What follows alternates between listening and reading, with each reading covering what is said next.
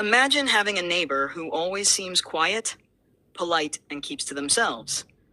Someone no one would ever suspect is hiding something truly horrifying behind their apartment door. But in the summer of 1991, one unexpected escape changed everything. Police entered an apartment that would soon reveal one of the most shocking crime scenes in American history. This isn't just the story of a killer. It's the story of the mistakes that allowed him to keep going for years without being stopped. Ethan Black was born in the United States. The people around him described him as a quiet, reserved boy who rarely spoke.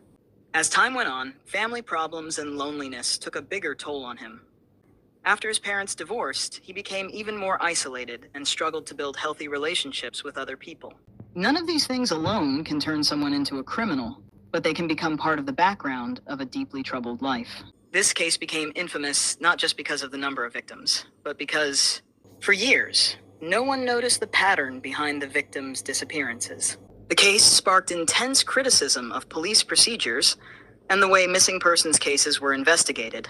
In the summer of 1991, one of the people inside Ethan's apartment managed to escape and alert the police. When officers entered the apartment, they discovered evidence that made it clear they were dealing with a much bigger and more complex case than anyone had imagined.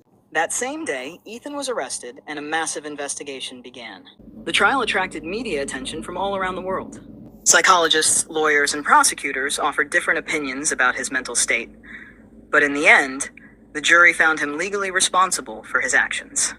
He was sentenced to life in prison. He spent the final years of his life in prison, and a few years later, he died after an altercation with another inmate.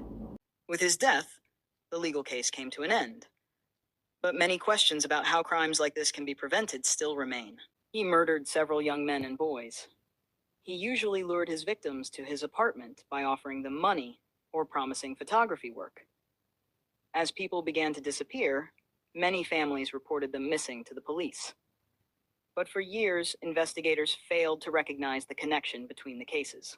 In court, he was convicted of murdering 16 people. He had also previously confessed to killing one other victim. He received multiple life sentences, and in the end, he was killed by another inmate while in prison. Here are the lessons this case teaches us. A calm and quiet appearance doesn't always reveal who someone truly is. Public reports should always be taken seriously. A thorough investigation by the police and other authorities can help prevent more people from becoming victims. Mental health, social support, and paying attention to warning signs can make a real difference. No one should completely ignore concerning behavior in the people around them. Every criminal case is about more than just the offender. It's also about the decisions that could have changed the outcome. Maybe that's the biggest lesson this case leaves behind. If just a few different decisions had been made at the right time, this case might never have ended up in the history books of true crime. If his struggles and warning signs had been recognized earlier, and he had received professional help, his life might have taken a completely different path.